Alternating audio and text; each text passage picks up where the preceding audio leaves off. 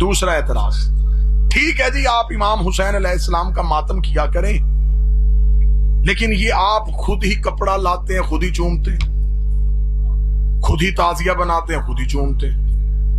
یہ چیز سمجھ میں نہیں آتی۔ میں یہ چیز بھی سمجھا دیتا ہوں جناب، آپ محبت سے سوال کریں تو صحیح،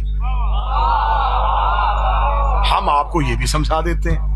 آپ نے کہا کہ اپنے ہاتھ سے بنائی چیز کیسے چومی جا سکتی ہے؟ آپ حج کرنے کے لیے گئے، وہاں آپ صرف غلاف کعبہ نہیں چوم کے آئے، وہاں آپ ایک پتھر بھی چوم کے آئے۔ جو بندہ یوں یوں کر رہا ہے نا، وہ ٹی وی پہ لائیو حج ضرور دیکھے